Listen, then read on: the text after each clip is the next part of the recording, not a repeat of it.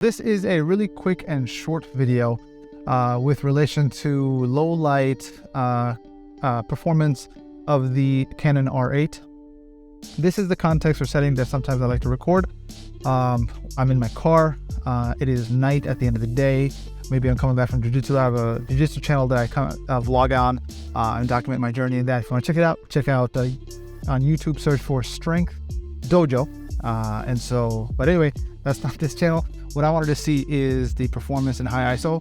Now, in this kind of setting, when I'm in the car, it's typically dark.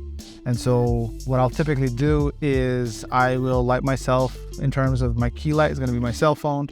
And I might have a rear light, that have a little pocket light that I keep in the car. And that would end up being kind of like my backlight or whatever.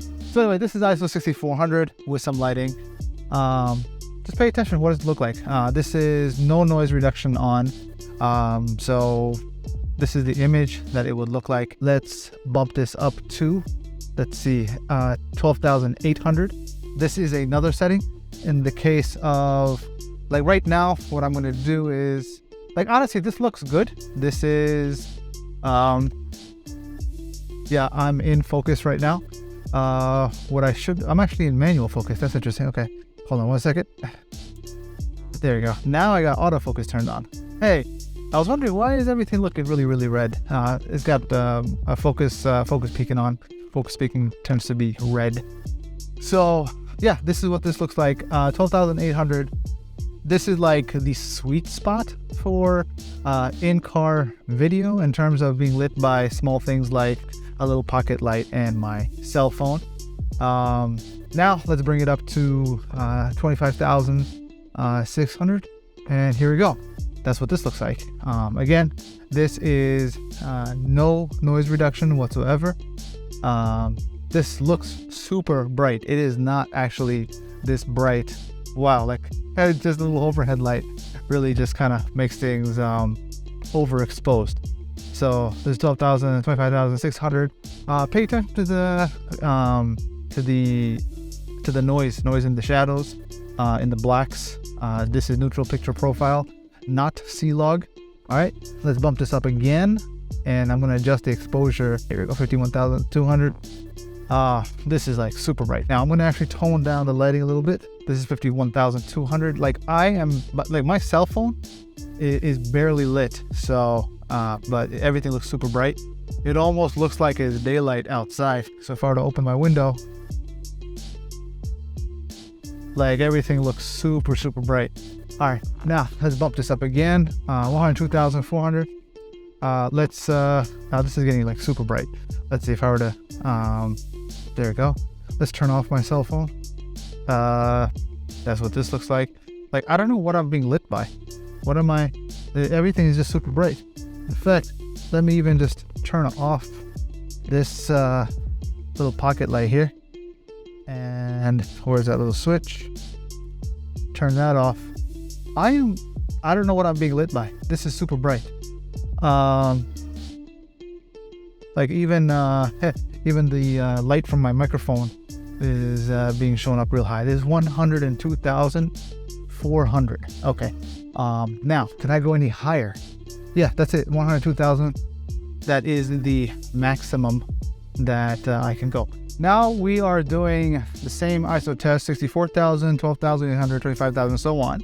But what we're doing is I'm enabling noise reduction. And what this does is, I guess it does some noise reduction for you in the video itself. So this is standard. I'm skipping low because I don't see the point of that. So I'm just going to standard, and then we're going to go to high. So this is ISO 6400. Take a look, take the shadows. It's kind of underexposed.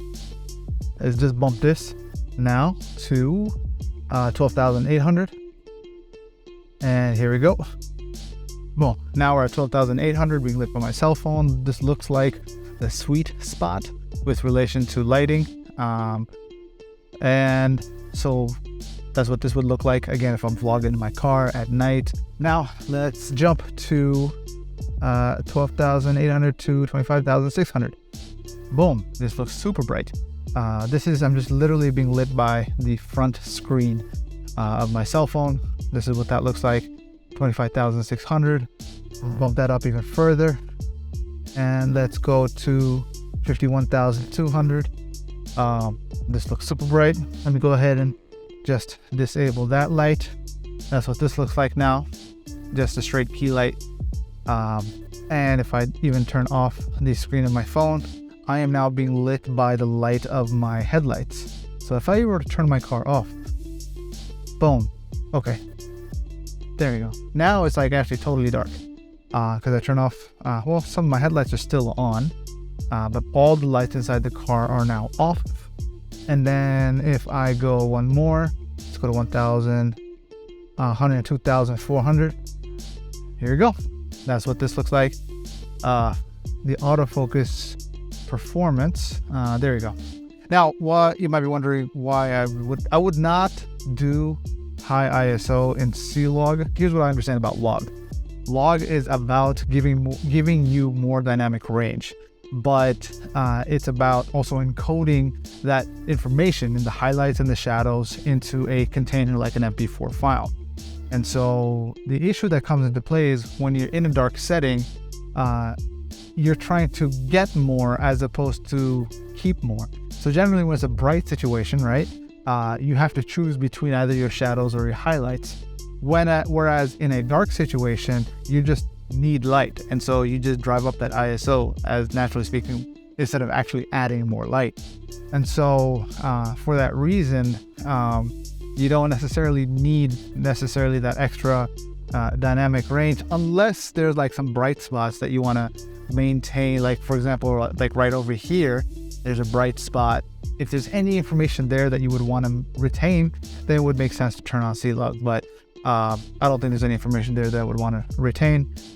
So for that reason, I'm not bothering with that.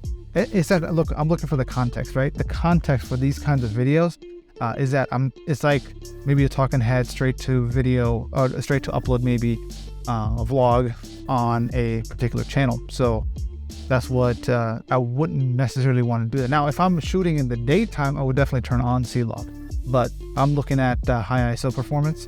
All right, this is noise reduction in camera turned all the way up. We are ISO 6400. I think this backlight is getting a little too hot there. There you go, dim that up a little bit. So this is what this looks like. You got your shadows, you got your brights, got lit by my cell phone, turned the car back on. Cell phone now brightness is all the way up. Now let's go to the next bit, 12,800. Let's turn down the cell phone brightness a little bit. Let's down by a third.